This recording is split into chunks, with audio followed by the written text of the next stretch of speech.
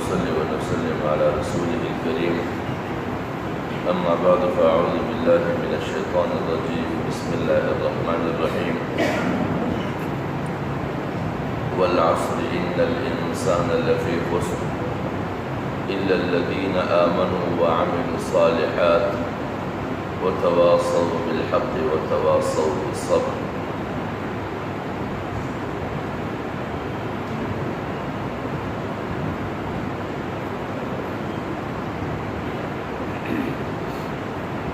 آج کے درس میں سورہ عصر کو شامل کیا گیا ہے، اور سورہ عصر کی وجہ ترجیح سورہ فاتحہ کے بعد وہ یہ ہے کہ سورۃ الفاتحہ کو بعض وہ مفسرین حضرات جو قرآن کو بحیثیت ایک نظام مانتے ہیں یا بحیثیت ایک نظام سمجھاتے ہیں، وہ سورہ فاتحہ کو قرآنی اساس انقلاب کہتے ہیں، یعنی معاشرتی تبدیلی کی بنیادی صورت. اور سورۃ العصر کو وہ حضرات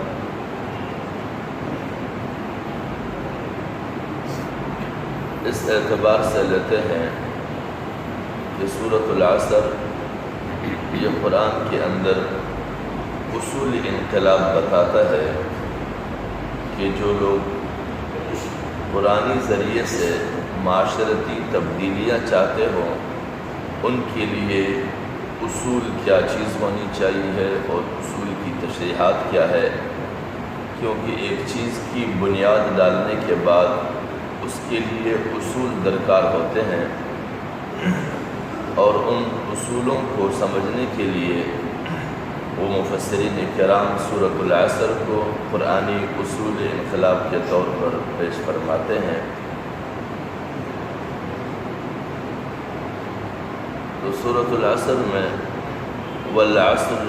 قسم ہے اس زمانے کی انقلاب اور دور تغیرات کی. ان الانسان لفی خسر جو پچھلے دور کو ختم کرتا اور نئے دور کی بنیاد رکھتا ہے کہ نوع انسانی کے لیے دنیا میں نقصان و ہلاکت کے سوا کچھ نہیں ہے. الا الذین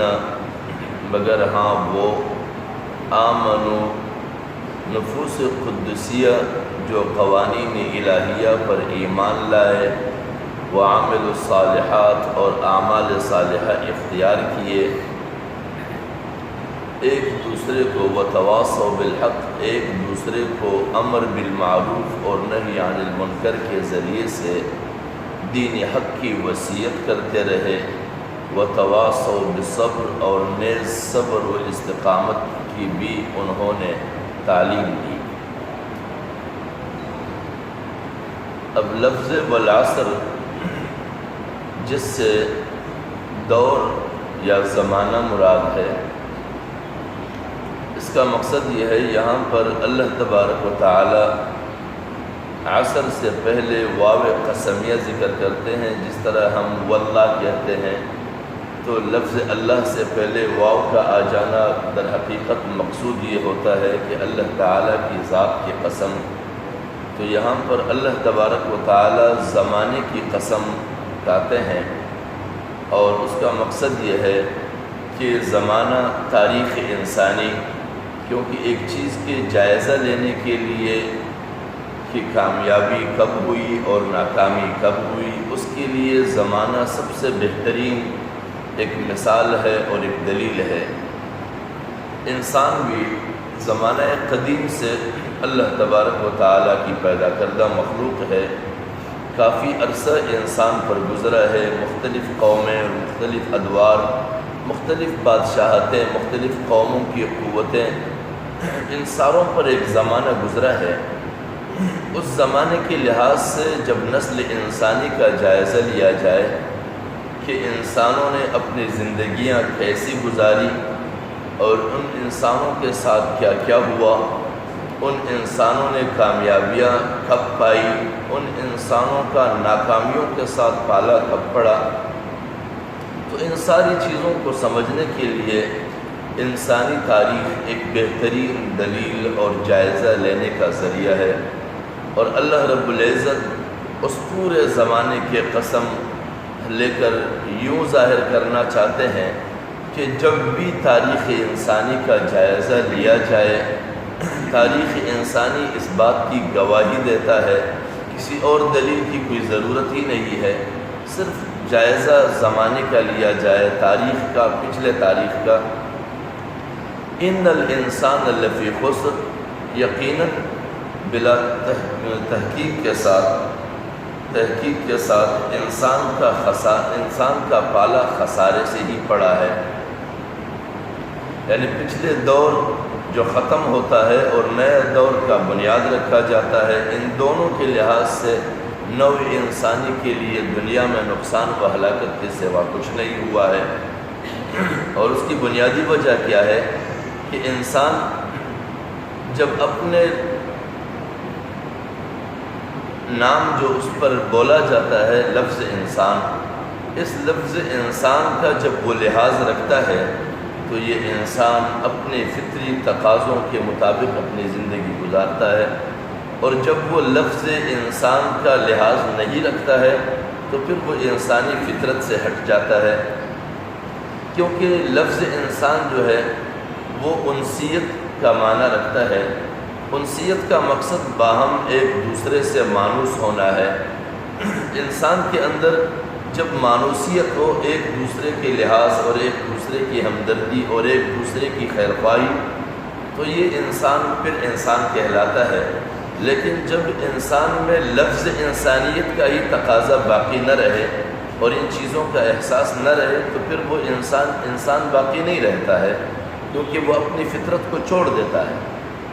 جب انسان اپنے فطرت کو چھوڑ دیتا ہے تو پھر وہ انسان حیوانیت میں بدل جاتا ہے۔ جب حیوانیت میں انسان بدلتا ہے تو پھر نہ وہ اپنے آپ کے لیے خیر خواہی کا ذریعہ رہتا ہے، نہ خیر خواہ رہتا ہے، اور نہ وہ دوسرے انسانوں کے لیے خیر خواہ رہتا ہے۔ وہ اپنے آپ کے لیے بھی نقصان اور تباہ کاری کے اسباب پیدا کرتا ہے اور دوسرے انسانوں کے لیے بھی تباہ کاری کے اسباب پیدا کرتا ہے۔ لہٰذا اسی لیے اللہ تبارک و تعالیٰ فرماتے ہیں کہ جب بھی تاریخ انسانی کا جائزہ لیا جائے، وہ لوگ جنہوں نے اپنی مرضی کی بنیاد پر زندگی گزاری ہے،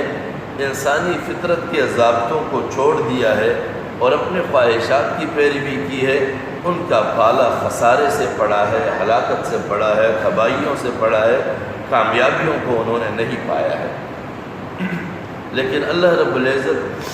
نہایت ہی صراحت کے ساتھ آگے استثناء فرماتے ہیں کہ اِلَّا الَّذِينَ آمَنُوا، سوائے ان لوگوں کے جو ایمان لائے ہیں۔ یعنی وہ لوگ خسارے میں نہیں پڑتے جنہوں نے ایمان لایا ہے۔ اب ایمان کا مقصد کیا ہے؟ ایمان کا مقصد یہ ہے کہ انسانی معاشروں میں رہتے ہوئے انسان اپنے آپ میں یہ احساس پیدا کرے کہ ہماری ضرورتیں باہم ایک دوسرے کے ذریعے تکمیل پاتے ہیں۔ جب ہماری تمام تر ضرورتیں باہم ایک دوسرے سے تکمیل پاتے ہیں، ہم ان ضرورتوں کے حصول کے لیے کبھی کبھار ان حدود کو پلانگ دیتے ہیں جو حدود ایک دوسرے کو ایک دوسرے کے شر سے محفوظ رکھتے ہیں، کیونکہ ظاہر بات ہے کہ جب تمام تر انسانوں کی ضرورتیں یکساں ہوں اور تمام کو وہ ضرورتیں درکار ہو تو ان ضرورتوں کے حصول کے لیے اگر کوئی حدود اور قیود ان کے درمیان نہ ہو تو پھر وہ لازمی بات ہے کہ اپنی ضرورتوں کے حدود کو وہ وسعت دیں گے اور اگلوں کی ضرورتوں کے لیے وہ پریشانی اور مشکلات کا ذریعہ بنیں گے۔ لہذا ان حدود اور قیود کو پامال کرنے کا بنیادی سبب کون بنتا ہے؟ سبب شیطان بنتا ہے۔ شیطان انسان کی خواہشات کو بڑھاتا رہتا ہے، کیونکہ اللہ تبارک و تعالیٰ فرماتے ہیں الشیطان یعدکم الفقر ویأمرکم بالفحشاء، کہ شیطان ہمیشہ انسان کو دعوت اس جانب دیتا ہے، اس جانب متوجہ کرتا ہے کہ کہیں تم مجبور نہ ہو جاؤ، الشیطان یعدکم الفقر ویأمرکم بالفحشاء، وہ فقر سے ڈراتا ہے کہ کہیں اگر تم نے حد سے زیادہ ڈھونڈنے کی کوشش نہیں کی، حد سے زیادہ حاصل کرنے کی کوشش نہیں کی، تو کہیں تم فقیر نہ بن جاؤ، کہیں مجبور نہ ہو جاؤ، کہیں پریشانیوں کے شکار نہ ہو جاؤ۔ وَيَأْمُرُكُمْ بِالْفَحْشَاء، اور ساتھ ہی جب مال کی فراوانی اس کے پاس ہو جاتی ہے تو پھر بے حیائی کی جانب اس کو راہ دکھاتا ہے، اس کو اسی جانب لگاتا ہے۔ تو پھر جب انسان ہمیشہ اسی فکر میں لگا رہے کہ میں کہیں فقیر اور مجبور نہ ہو جاؤں، تو پھر وہ زیادہ سے زیادہ حاصل کرنے کی تگ و دو میں لگ جاتا ہے۔ جب زیادہ سے زیادہ تگ و دو میں لگ جاتا ہے تو پھر جب اس کے پاس مال کی فراوانی ہو جاتی ہے تو پھر وہ بے حیائی پہ اترتا ہے، اپنے اسی مال کو انسانیت کی اخلاقی تباہی پر ڈالتا ہے، عملی تباہی پر ڈالتا ہے اس کو۔ لہٰذا انسان کو ایسے تمام تر حدود اور قیود کی لحاظ رکھنے کے لیے ایک ضابطے میں آنا ہوتا ہے، اور اس ضابطے کا بنیادی نام ایمان ہے۔ جب انسان ایمانی دائرے میں آتا ہے تو اس کے سامنے وہ تمام تر حدود اور قیود ایک ضابطے کی شکل میں قرآن کے قانون کی صورت میں ان کے سامنے آتا ہے۔ یا پھر پچھلی امتیں جو جن انبیاء کی امتیں تھیں، ان کی ان کتابوں کی اور ان دعوتوں کی پیروی کرتے ہوئے وہ بھی اپنے اسی زمانے کے دائرہ ایمان میں آتے تھے۔ لہٰذا جب وہ ایمان کے دائرے میں آتے تو پھر وہ ان تمام تر ہلاکتوں اور تباہیوں اور خساروں سے بچ جاتے جو خسارے انسانوں کے لیے تاریخ انسانی اور زمانے نے ثابت کیا ہے۔ اور پھر ایمان کا مقصد یہ بھی ہے کہ انسان کا واسطہ شیطانی قوتوں اور شیطانی وسوسوں سے کٹ جائے اور اللہ رب العزت سے اس کا رابطہ جڑ جائے۔ اور پھر جب ایمان میں آدمی آتا ہے تو پھر ایمان میں انسان مؤمن کہلانے لگتا ہے۔ دائرہ ایمان میں داخل ہونے کے بعد وہ مؤمن کہلاتا ہے، اور مؤمن کا ایک مقصد وہ مأمون بھی ہے۔ مأمون اس شخص کو کہا جاتا ہے جو کسی کے شر اور فتنے سے اور خطرے سے وہ کہیں محفوظ ہو جائے۔ تو لہٰذا یہاں پر انسان شیطان کی شر سے اللہ کے حضور پناہ لے لیتا ہے، اور اس لحاظ سے وہ مؤمن بھی کہلاتا ہے اور مأمون بھی کہلاتا ہے۔ جب وہ اللہ تعالیٰ کے یہاں امن لے لیتا ہے اور دائرہ ایمان میں آ جاتا ہے، شیطان کی شر سے محفوظ ہونے کا راستہ چن لیتا ہے، تو پھر کامیاب مومن کون ہوتا ہے؟ مومن بھی پھر ہم کئی سارے ہیں، کیونکہ دعوت و ایمان کا ہم سب رکھتے ہیں، لیکن ایمان کی شرائط کی تکمیل ہم میں سے کون کرتا ہے؟ اسی لیے سورۃ المؤمنون کی ابتدائی آیتوں میں اللہ تبارک و تعالیٰ فرماتے ہیں قد افلح المؤمنون۔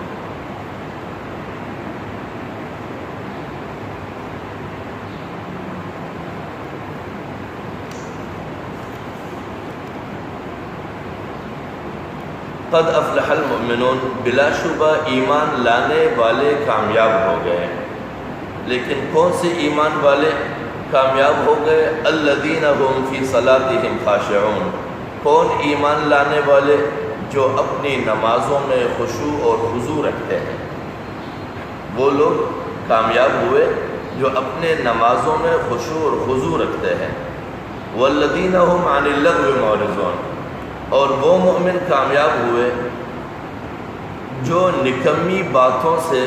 رخ پھیرے ہوئے ہیں، یعنی فضول اور لغو باتوں سے، بے معنی اور بے مقصد مجلسوں سے وہ اعراض کرتے ہو، اپنے آپ کو دور رکھتے ہو۔ والذین هم للزکاۃ فاعلون، وہ مومن کامیاب ہوئے جو زکوٰۃ ادا کرنے میں سرگرم رہے، اپنا ایمانی فریضہ اور اپنی ذمہ داری سمجھا انہوں نے۔ والذین هم لفروجہم حافظون، جو اپنے سطر کی نگہداشت سے بھی کبھی غافل نہیں ہوتے، یعنی وہ بے حیائی کے راہوں پر کبھی بھی گامزن نہیں ہوتے، ان تمام تر بے حیائی کے کاموں سے اپنے آپ کو باز رکھتے ہیں جو بھی کام ان کو اللہ کے راہ سے بھٹکانے کی سبب بنتے ہیں۔ والذین هم لأماناتهم وعہدهم راعون۔ 5ویں آیت کے بعد پھر 8ویں آیت میں ہے، نیز جن کا حال یہ ہے کہ اپنی امانتوں اور عہدوں کا پاس رکھتے ہیں، والذین هم علی صلاتهم یحافظون، اور اپنی نمازوں کی حفاظت میں کبھی کوتاہی نہیں کرتے، اولئک هم الوارثون، تو یقیناً ایسے ہی لوگ ہیں جو اپنا ورثہ پانے والے ہیں، یعنی جن کے ساتھ اللہ رب العزت نے انعامات کا وعدہ کیا ہے، ایسے ہی لوگ ان انعامات دار بنتے ہیں۔ اب نماز میں عاجزی اور انکساری، خشوع اور خضوع کیا چیز ہے؟ نماز میں خشوع اور خضوع یہ ہے کہ نماز کی ارکان کی ادائیگی میں ان ارکان کی روح اس کو معلوم ہو، اور روح کیا ہے کہ انسان جب نیت باندھنے کے لیے ہاتھ اٹھاتا ہے تو اس کا بنیادی تصور یہ ہونا چاہیے ہے کہ اب تک دنیوی مسائل میں، معاملات میں میرے جو بھی رویے تھے اور جو بھی میرے ان کے اندر ہاتھ ملوث تھے اور آلودہ تھے، ان تمام تر چیزوں سے میں نے اپنے ہاتھ کو خالی کیا ہے اور تیرے حضور پیش ہو رہا ہوں۔ اس وقت میرے ہاتھ ان کسی چیزوں سے بھی آلودہ نہیں ہے۔ اور پھر جب ہاتھ باندھتے ہیں تو اس کا بنیادی مقصد اور تصور یہ ہونا چاہیے ہے کہ اس وقت جو تیرے حضور میں دستبستہ کھڑا ہوں، تیری حکم ہی کے منتظر ہوں، لہٰذا تیری جانب سے جتنے بھی احکامات ہیں ان احکامات کی بجا آوری کے لیے میں ہمتاً حاضر ہوں۔ اور پھر جب رکوع میں جاتا ہے تو اس کا مقصد یہ ہونا چاہیے ہے کہ تیرے یہ احکامات کتنے ہی مشکل کیوں نہ ہو کہ مجھے گھٹنوں کے بل جھکنا ہی پڑے تو میں اس کے لیے تیار ہوں، لیکن تیرے حضور سے روگردانی کے لیے کسی صورت بھی اقرار کے بعد تیار نہیں ہو سکتا ہوں۔ اور پھر رکوع کرنے کے بعد جب دوبارہ اٹھتے ہیں قیام کے لیے تو اس کا تصور یہ ہونا چاہیے ہے کہ اتنا بوجھ اٹھانے کے بعد، اتنے دشواری مولنے کے بعد تیرے احکام معاشرتی زندگی میں اتنی ہی مشکل کیوں نہ ہو کہ گھٹنے کے بل جھک جاؤں اور مجھے پھر بھی ان تمام تر مشکلات کے بعد اٹھنے کا موقع ملے تو میں پھر بھی فرار نہیں ہوں گا، توجہ تیری ہی جانب رہے گی، اگرچہ اگلا حکم اس سے بھی زیادہ دشوار کیوں نہ ہو کہ مجھے منہ کے بل گرنا پڑے، اور سجدہ ریز ہونے کے ساتھ ساتھ یہی تصور ہو کہ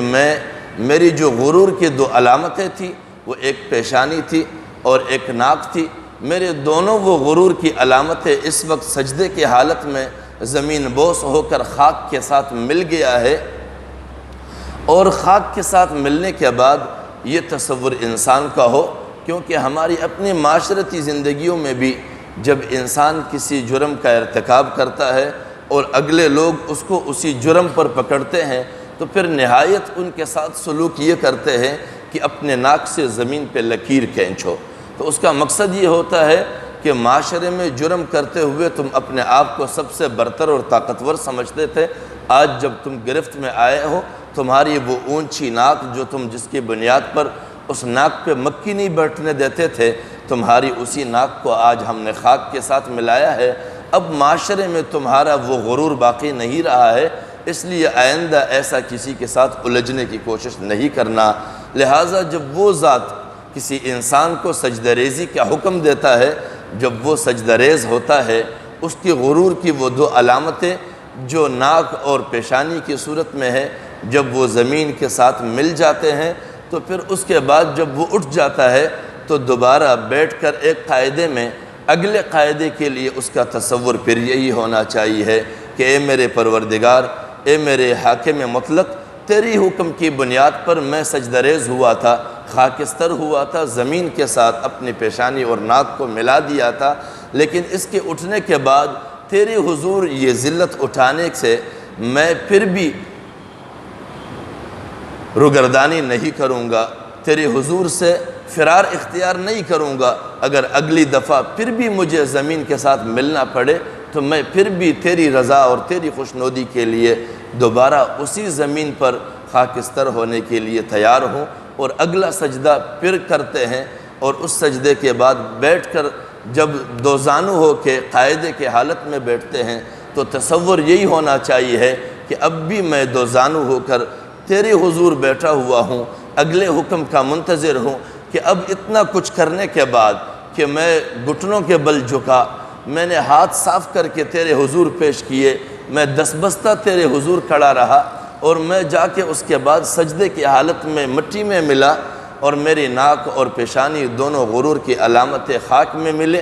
اس کے بعد بھی جو قانون اور ضابطہ میرے لیے ہوگا اسی پر ہی میرا عمل ہوگا۔ اور اس کی آخری علامت کے طور پہ جب وہ سلام پھیرتا ہے تو ایک جانب السلام علیکم ورحمۃ اللہ اس کی زبان سے اللہ رب العزت اسی لیے جاری کرواتا ہے کہ یہی انسان جو قیام کے حالت سے لے کر سجدے تک اور قاعدے تک اپنے ان ارکان کے ذریعے سے جو اقرار بزبان حال بزبان عمل کرتا رہا ہے، اس کا آخری نتیجہ یہ ہونا چاہیے ہے کہ یہ انسان معاشرے میں اپنے دائیں جانب اور اپنے بائیں جانب جس طرف بھی وہ انسان کو دیکھے اس کے لیے اس کے دل اور دماغ میں سلامتی کا احساس ہونا چاہیے ہے، جو اس کے زبان سے نکلتا ہے کہ السلام علیکم ورحمۃ اللہ، تجھ پر سلامتی ہو اور اللہ کی رحمتیں تجھ پر ہو۔ لہٰذا ایسا انسان جس کی زبان سے یہ الفاظ بھی جاری ہو جائے آخر میں کہ وہ انسانیت کے لیے سلامتی چاہتے ہو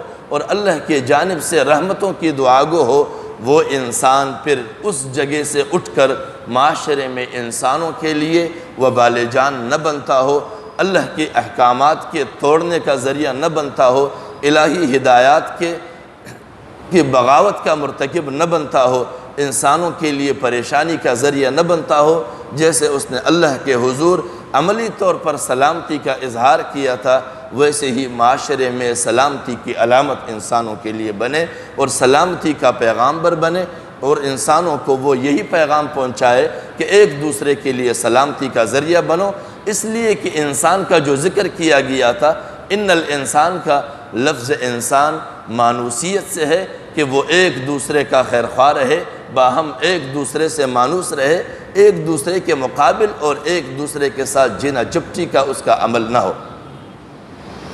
اور یہ تو نماز میں خشوع اور خضوع کی بات ہوئی، والذین هم عن اللغو معرضون کا مقصد یہ ہوگا کہ وہ تمام تر لغویات سے اپنے آپ کو دور رکھتا ہو۔ اس کی بنیادی وجہ یہ ہے کہ انسان کو اللہ رب العزت نے تمام مخلوقات سے برتر اور اشرف پیدا کیا ہے۔ برتر اور اشرف کا مقصد یہ ہے کہ وہ سنجیدہ زندگی گزارے گا، وہ غیر سنجیدہ ذمہ داریوں میں کبھی بھی نہیں پڑے گا، وہ تمام تر ان چیزوں سے اور ان کرداروں سے اور ان مصروفیات سے اپنے آپ کو دور رکھے گا جو غیر سنجیدہ ہو۔ اور غیر سنجیدہ کیا ہے؟ غیر سنجیدہ ہر وہ کام ہے جو انسان کو معاشرے کے اندر نہایت ہی ہلکا اور سبک دکھائے۔ جب انسان وہ اعمال اور کردار کرتے ہوئے انتہائی ہلکا دکھائی دے، انتہائی سبک دکھائی دے اور انتہائی بد اخلاق دکھائی دے، وہ تمام تر اعمال جو ہے وہ لغویات میں شامل ہے۔ ان لغویات سے انسان کو رک جانا ہوگا، اور وہ گفتگو جس کا کوئی مقصد نہیں ہو، جس کا کوئی نتیجہ نہ ہو سوائے ہنسنے اور ہنسانے کی، یہ تمام تر چیزیں انسان کو غیر سنجیدہ بنا دیتا ہے۔ ہنسنے اور ہنسانے والے مجلسیں انسان کے دل کو مردہ بنا دیتا ہے، انسان کے دماغ کو بے فکر بنا دیتا ہے، انسان کو بے حس بنا دیتا ہے، بامقصد زندگی سے اس کو دور لے جاتا ہے، اس کی زندگی کا کوئی مقصد باقی نہیں رہتا ہے۔ ما هذه الحیات الدنیا الا لہو ولعب، اس کا تصور یہ بنتا ہے کہ یہ دنیا جو ہے یہ فضول گزارنے اور کھیل کود کرنے کے علاوہ اور کچھ ہے ہی نہیں۔ اس کا تصور یہی بن جاتا ہے کہ یہ چند دن کی زندگی ہے، اس کو کھیل کود میں گزار دو، اس کا اور کوئی مقصد نہیں ہے زندگی کا۔ اللہ رب العزت نے اسی لیے پیدا کیا ہے، جبکہ ایسا نہیں ہے۔ اللہ رب العزت نے انسان کو بامقصد مخلوق پیدا کیا ہے، معقول مخلوق پیدا کیا ہے، عقل مند انسان پیدا کیا ہے۔ اس کو دو اہم چیزوں سے نوازا ہے، اور وہ ایک ہے سننے کی صلاحیت، ایک ہے دیکھنے کی صلاحیت۔ جس مخلوق میں اللہ رب العزت سننے کے لحاظ سے بھی احساس رکھتا ہو اور وہ دیکھنے کے لحاظ سے بھی احساس رکھتا ہو، اس طبقے کے اندر کبھی بھی لہویات اور لغویات نہیں آنی چاہیے ہے، اس لیے کہ وہ کانوں سے مقصودی باتیں سنے، غیر مقصودی باتوں کو چھوڑ دے، اور آنکھوں سے وہ ان بامقصد چیزوں کو دیکھے کہ ان کی زندگی کو بامقصد بنائے اور اللہ کے انعامات کے حقدار بنائے اسے۔ کیونکہ جو لوگ سنتے ہیں لیکن اس سننے کا کوئی مقصد نہ ہو، دیکھتے ہیں اس دیکھنے کا کوئی مقصد نہ ہو، اللہ رب العزت نے اسے بدترین جانوروں کے ساتھ تشبیہ دی ہے، اسے بدترین جانور کہلایا ہے، انسان نہیں، کیونکہ اللہ رب العزت نے انسان کو اس مقصد کے لیے پیدا کیا ہے کہ وہ لغویات سے دور رہ کر بامقصد زندگی کا انتخاب کرے، تاکہ وہ زمین پر اللہ رب العزت کی دی ہوئی نظام کو عملی جامہ پہنائے اور انسانوں کو یہ واضح کر دے ان انسانوں پر جو اللہ کے ذات کے منکر ہے، اللہ کے قانون کے باغی ہے، انہیں یہ دکھائے کہ جب انسان ایک ضابطے اور ایک قانون کے تحت آتے ہیں تو اس کی زندگی کیسی بہترین بنتی ہے، اس کا معاشرہ کیسا بہترین معاشرہ بنتا ہے، اس معاشرے میں انسان کیسے محفوظ رہتا ہے، انسان کیسے سکھ کی زندگی جیتا ہے، انسان کے ساتھ ناانصافی کے راستے کیسے روکے جاتے ہیں اور ایک مظلوم انسان کے ساتھ انصاف کیسے کیا جاتا ہے، تاکہ وہ اللہ کے روز محشر کی جانے والی انصاف کو اسی دنیا میں عملی نمونہ دکھا سکے وہ انسان، تاکہ وہ حقیقی معنوں میں اللہ کے بندے تصور ہو اور اپنے رسول کے حقیقی معنوں میں امتی تصور ہو۔ وَالَّذِينَ هُمْ لِلزَّكَاةِ فَاعِلُونَ، جو زکوٰۃ ادا کرنے میں سرگرم ہیں، ایسا نہ ہو کہ اس کو ہمیشہ تلقین دلایا جاتا رہے، ہمیشہ اس کو احساس دلایا جاتا رہے، ہمیشہ اس پر یہ زور ڈالا جاتا رہے کہ تمہارے پاس اتنے مال ہے، تمہارے پاس اتنا سرمایہ ہے، تمہارے اوپر تمہارے اس سرمایہ کے بنیاد پر اتنا مال بنتا ہے جو تم نے اگلے ضرورت مند کو دینا ہے، زکوٰۃ کے مستحق کو دینا ہے، اور جب وہ زکوٰۃ دینے پر آئے تو اس کی پھر چہرے کی حالت بدل جائے، اس کی پیشانیوں پر بل پڑنے لگے اور زکوٰۃ لینے والوں پر وہ احسان ڈالتا رہے، زکوٰۃ دیتے ہوئے وہ اپنے آپ کو اس کا احسان مند سمجھتا رہے۔ ایسا نہیں ہے، جبکہ زکوٰۃ ایک فریضہ ہے۔ نماز ادا کرتے ہوئے کوئی کسی پر احسان نہیں جتاتا، نماز ادا کرتے ہوئے کوئی اپنے پیشانی پہ بل نہیں لاتا، نماز ادا کرتے ہوئے کوئی اپنے چہرے کو نہیں بدل دیتا، بلکہ خوشی برضا و رضامندی وہ نماز پڑھتے ہیں۔ اور جب نمازوں پر خاص طور پہ مساجد میں پابندیاں عائد ہوئی تھی تو جو نماز نہیں پڑھنے والے تھے اس کو بھی غیرت اور احساس آیا، وہ بھی دوڑے دوڑے آتے رہے کہ مسجدیں کیوں بند ہو رہی ہے۔ لیکن مقصد یہ ہے کہ اسی طرح ہر فریضے کے لیے انسان کو سرگرم رہنا چاہیے ہے، صرف ان عبادات میں نہیں کہ تمہارے جیب سے اس میں کچھ خرچ نہ ہو، بلکہ ان تمام تر عبادات میں انسان کو یکساں سرگرم رہنا چاہیے ہے۔ اگر تمہارے اوپر ان عبادات اور ان فرائض کو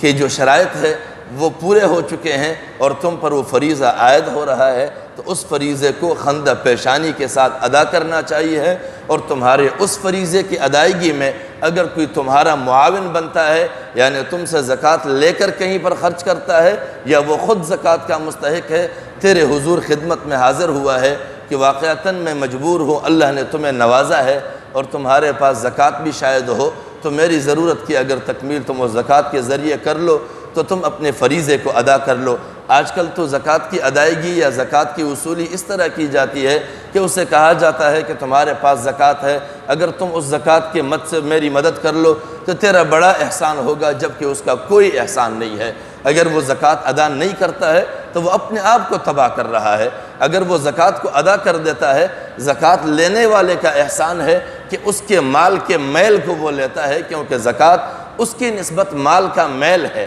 کیونکہ اگر وہ ادا نہیں کرتا ہے تو وہ دوسروں کے حق مار کر اپنے مال میں رکھتا ہے، کیونکہ زکوٰۃ اللہ کے جانب سے دوسروں کا حق اس کے مال میں متعین ہوتا ہے، اور وہ ایسا ہے جیسا کہ ایک فرد کہیں سے مال خرید کر کہیں لے جانے والا ہو اور وہاں سے مال دینے والا اس کے مال میں یہ مال کچھ اور مال ڈال کر کہے کہ یہ اگلے تک آپ نے دینا ہے، یہ فلاں کے لیے میں آپ کو دے رہا ہوں، آپ نے اس کو دینا ہے، اور لانے والا اس مال کو اپنا مال تصور کرے کہ وہاں سے میں نے اٹھا کے رکھا تھا، راستے پر میں اس کو لاتا رہا ہوں، اس پر پیٹرول میرے خرچ ہوئے تھے، گاڑی کو کرایہ میں نے دیا تھا، اس لیے اس مال کے پر میرا حق ہے، یہ کسی اور کا نہیں ہے، جبکہ ایسا نہیں ہے۔ زکوٰۃ اگلے کا حق ہے جو اللہ رب العزت نے تمہارے مال کے آڑ میں دیا ہے، اور یہ دیکھنا چاہتا ہے کہ اتنا کچھ جو تمہیں دیا ہے کہ 1,00,000 میں 2,500 بنتے ہیں، کیا یہ بندہ دل رکھتا ہے کہ نہیں رکھتا؟ اس میں یہ ہمت ہے